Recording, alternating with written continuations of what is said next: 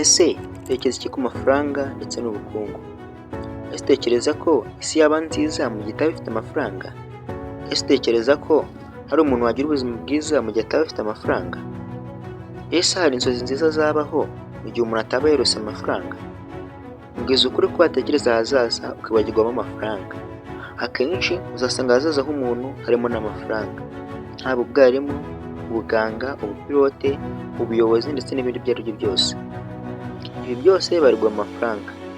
Nubwo dufata inzozi zacu tukazihuza n'amafaranga, hari abantu bazigezeho, ahubwo icyo basigaje ari ukubibungabunga. Aba bafata amafaranga nk'izina ryabo cyangwa se icyitegererezo cyabo. Aba ni abakire 10 bakize ku isi. Aba tubita ababiliyoneri. Hari benshi muzimo, gusa hari n'abo mutazi. Niyo mpamvu uyu munsi nagutegura urutonde rw'abantu 10 bakize ku isi. Ndategura urutonde nshingiye ku kinyamakuru cya Forbes. Izi muri kumva ndi Fabrix. Kaze. Muvandi, ndagusabye mbikuye ku mutima nawe bikuye ku mutima. Mbarira unkandire subscribe, ukande like, follow, binabaye ngombwa usharing. Ariko mbabarira ndagusabye kanda subscribe. Bikora bikuye ku mutima mani, bikore.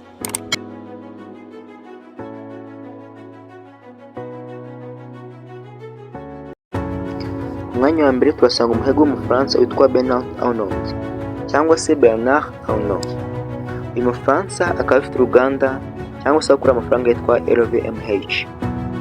Uyu akaba ari umukire cyane ndetse akaba ari uwa mbere ku isi. Umutungo we ubarirwa muri miliyari 207 z'amadolari. Uyu akaba ari umuherwe cyane ndetse akarusha amafaranga Elon Musk ndetse n'abandi. Uyu nguyu akaba ari umukire cyane, gusa nubwo ari umufaransa akaba avuga n'izindi ndimi harimo n'icyongereza. Mu mwanya wa kabiri turasanga umuntu uzwi cyane. Uyu azwi nka Elon Musk. Uyu afite aho akura amafaranga henshi harimo Tesla, X cyangwa se izwi nka Twitter ndetse na SpaceX. Elon Musk afite amafaranga angana na miliyoni 204 z'amadolari. Ni ukuvuga ko uyu afite miliyari nyinshi ziruta n'abandi bamwegereye. Gusa nawe akaba ashwa miliyari 3 na Bernard Arnault. Gusa bishobora guhinduka bitewe n'uko abantu bakorera amafaranga vuba kandi mu buryo bwihuse. Elon Musk azwiho nk'umuntu ukunda gukora cyane kandi akunda kugaragara ku mbuga nkoranyambaga na posting. Ku mwanya wa gatatu turasanga umukire witwa Jeff Bezos. Jeff Bezos akaba afite kampani yitwa Amazon. Iyi Amazon ikaba yaramwinjiriza asaga biliyoni 181 z'amadolari y'Amerika. Akaba ari umukire wa gatatu nyuma ya Bernard Arnault ndetse na Elon Musk. Aya mafaranga menshi yinjije mu gihe cya COVID-19, aho abantu benshi baguriraga ku mbuga nkoranyambaga mu gihe abantu benshi batari bemera kugurira ku masoko asanzwe. Mu mwanya wa kane basanga umuherwe witwa Larry Ellison. Larry Ellison akaba akora amafaranga ye muri Oracle. Kampani Oracle ikaba yaramwinjiriza amafaranga asaga biliyoni 142 z'amadolari y'Amerika. Kuri bamwe benshi ntabwo bamuzi. Niyo mpamvu murarikiye kureba video y'ubutaha ikwerekwa amateka ye ndetse n'ubuzima bwe bwa Larry Ellison. Mu mwanya wa gatanu turasanga umuherwe witwa Mark Zuckerberg. Mark Zuckerberg azwi cyane cyane kuba ari we wakoze website ya mbere. Website yakoze akaba ari Facebook. Uyu ni nyiri Meta cyangwa se Facebook. Iyi Meta ikaba irimo imbuga nyinshi nka Facebook, Instagram, WhatsApp ndetse n'izindi. Uyu nguyu akaba ari umuherwe wa gatanu afite biliyoni zisaga 169 z'amadolari y'Amerika. Reka tujye ku mwanya wa gatandatu. Mwanya wa gatandatu turasanga umuherwe witwa Warren Buffett.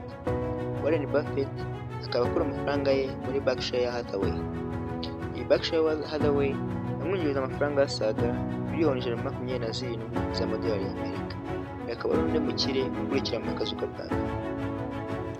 Ku mwanya wa karindwi turasanga umukire uzwi cyane. Uyu mukire akaba yaratangije uruganda rwa Microsoft rukora ama operating system ndetse n'izindi application. Uru ruganda rukaba rwarakoze Windows 10 abishokoresha amakompiyuta. Uyu bamwita Bill Gates. Bill Gates akaba yarasubiye inyuma bitewe n'uko amafaranga ye menshi ayafashisha afasha abantu. Uyu akaba afite biliyoni zisaga 122 z'amadolari y'Amerika. Uyu kandi akaba ari umuntu uzwiho gusoma cyane. Tugeze ku mwanya wa 8. Umwanya wa 8 umuntu uhasanga uhita umwibazaho. Uyu akaba azwiho kuba yarakoze Google. Amafaranga ye menshi aturuka muri Google. Uyu bamwita Larry Page. Larry Page akaba afite amafaranga asaga miliyoni 127 z'amadolari y'Amerika. Gusa n'umwitiranye na Warren Buffett kuko yo amurusha amadolari asaga miliyoni 1 z'amadolari y'Amerika. Ku mwanya wa 9 turasanga umuherwe witwa Steve Ballmer. Steve Ballmer akaba ari umuherwe nawe ukora amafaranga muri Microsoft ndetse akaba anatera inkunga ndetse akanakaguriza n'abantu amafaranga. Uyu akaba afite amafaranga asaga miliyoni 118 z'amadolari y'Amerika. Uyu kandi akaba ari umukire nanone ukaze cyane nyuma ya Bill Gates nanone ukora amafaranga muri Microsoft. Umwanya wa nyuma ari wa 10 turasanga undi muherwe witwa Sergey Brin. Sergey Brin nawe akaba yarakoze Google afatanyije na Larry Page. Sergey Brin nawe akaba afite company akoreramo kimwe na Larry Page ya Google. Sergey Brin akaba yinjiza amafaranga asaga miliyoni 21 z'amadolari y'Amerika. Turaza kwisegura kuri mwe mwese mwabonye video ko yakozwe. Abenshi mubona ko amafaranga asa nk'ahabusanya, gusa imyanya yo niyo. Impamvu twabikoze gutya nuko buri gihe amafaranga ahindagurika. Usanga amafaranga tuvuze uyu munsi n'ejo yahindutse. Gusa aho nakoreye video byari bimeze gutya. Nagushimira ko wakoze subscribe no kuri wowe utarayikora gusabye umaze kuyikora kandi gusabye video yacu sharing ku bantu bose bakwegereye. Jennifer Briggs. Muvandi ndagusabye mbikuye ku mutima nawe bikuye ku mutima. Bari unkandire subscribe kandi like follow binabaye ngo ngushare ariko mbabarira ndagusabye kandi subscribe bikora bikuye ku mutima man bikora.